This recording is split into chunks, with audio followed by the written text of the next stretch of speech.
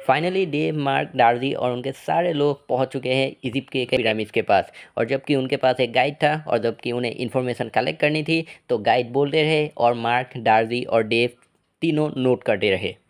और फिर गाइड ने बोलना शुरू किया। दरअसल ये जो पिरामिड है, इस पिरामिड को बनाया गया था इजिप्ट के रानी रानी टूटनखामन के लिए। एंशिएंट इजिप्ट में जितने भी सारे राजा या रानी राज करते थे, वो सारे राजा या रानी अपने जीवन काल में एक पिरामिड बनाया करते थे, क्योंकि एंशिएंट इजिप्ट में सारे लोग भरोसा करते थे कि मरने के बाद भी एक जिंदगी है, या यूँ कहें कि मृत्यु के बाद भी एक दुनिया है, जिस दुनिया में मृत्यु के बाद रहा जाता है। लेकिन उस दुनिया में रहने के लिए इस दुनिया में अपने शरीर को, यानी कि अपने डेड बॉडी को सुरक्षित रखना बहुत ही ज़्यादा ज़रूरी है। और इसीलिए एंशिएंट इजिप्ट में जितने भी सारे राजा या रानी थे, वो सारे राजा या रानी अपनी ज़िंदगी में एक पिरामिड बनाया करते थे, ताकि उनके डेड बॉडी को ममीफिकेशन करके वहाँ पे सुरक्षित रखा जाए। लेकिन यहाँ पे मैं तुम सबको एक बात कहना चाहता हूँ कि ये ममीफिकेशन करने का जो प्रोसेस है, वो बहुत ही ज़्यादा खतरनाक है और साथ ही में बहुत ही ज़्यादा डरावना है। तो पता नहीं कि तुम लोग सुन पाओगे या नहीं। अगर तुम लोग सुनना चाहते हो तो मैं बता देता हूँ। गाइड की बात सुन के डार्जी ने कहा, वैसे भी हमें इन्फॉर्मेशन तो चाहिए ही, तो अगर सुनने का मन ना हो तो भी सुनना तो पड़ेगा। तो ठीक है, सुनो और फिर नोट कर लेना। तो ममीफिकेशन करने का सबसे पहला प्रोसेस ये है कि जो भी राजा या जो भी रानी मरती है, उनके बॉडी को बहुत सारे मेडिसिन से नहलाया जाता है। और उसके बाद इसके उनके बॉडी के अंदर जो भी पार्ट्स होते हैं, उन सारे पार्ट्स को बहुत ही सावधानी से निकाला जाता है। और फिर वो चाहे किडनी हो या लिवर हो या फिर फेफड़ा हो या कुछ भी। और शायद तुम लोगों को ये सुन के हैरानी होगी कि उनके बॉडी पार्ट्स को निकालते वक्त उनके बॉडी को बिल्कुल भी काटा नहीं जाता।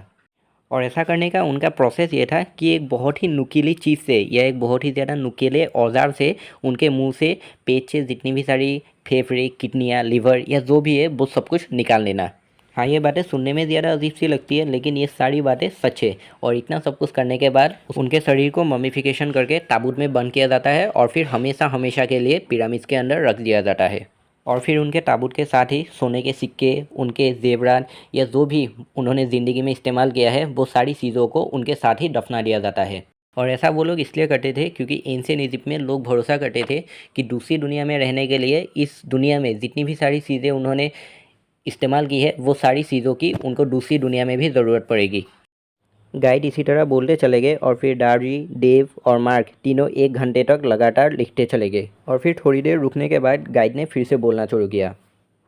चलो अभी तुम लोगों को मैं एक ऐसा पिरामिड दिखाता हूँ जिसमें घुसना तो मुमकिन है, लेकिन वहाँ पे घुसने कोई देता नहीं और कोई घुसना भी चाहता नहीं, क्योंकि उस पिरामिड के अंदर खतरे की कोई कमी नहीं है। और फिर ऐसा कह के गाइड उन्हें एक दूसरे पिरामिड के पास ले गए। दरअसल उस पिरामिड के दक्षिणी दिशा में जो दीवार है, उस दीवार का एक हिस्सा टूट चुका है, यानी कि एक छेद हो चुका है।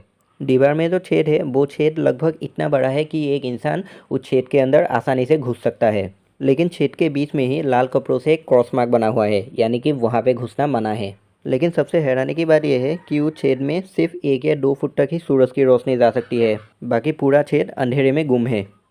वहाँ पे पहुँचने के बाद गाइड ने फिर से बोलना शुरू किया। हो सकता है कि भूकंप की वजह से इसके नीचे का हिस्सा जो है वो ढह चुका है और फिर ये शेड हो चुका है, लेकिन इस शेड का अंत कहाँ है किसी को नहीं पता, और इसीलिए इसके चारों तरफ लाल कपड़ों से ये क्रॉस मार्क बनाया गया है। और इसी तरह गाइड ने फिर से बोलना शुरू किया पिरामिड के बारे में, और फिर डेव और डार्जी दोनों ने लिखना शुरू किया, लेकिन शायद मार्क लिखना भूल चुका है। मार्क एक ही दिशा में उस छेद की तरफ देख रहा है और उसके बॉडी में कोई ज़्यादा हलचल नहीं है, ठीक वैसे ही जैसे कि एयरपोर्ट पे हुआ था। मार्क बिल्कुल ही छोटे आवाज़ से बोलना शुरू किया। देव, मुझे बुलाया जा रहा है, मुझे जाना होगा। लेकिन अफसोस उसकी आवाज़ किसी ने नहीं सुनी, क्योंकि सब लोग लिखने में बिजी थे और डार्जी के पेरेंट्स जगहें देखने में बिजी थे। तो वो 1-2 कदम धीरे धीरे आगे बढ़ा और फिर सीधा वो उस छेद में कूद गया। और फिर थोड़ी ही देर के बाद वो सीधा ज़मीन पे जा टकराया, और ज़मीन पे जा टकराने के बाद उसने जो नज़ारा देखा, वो देख के उसके रोंगटे खड़े हो गए।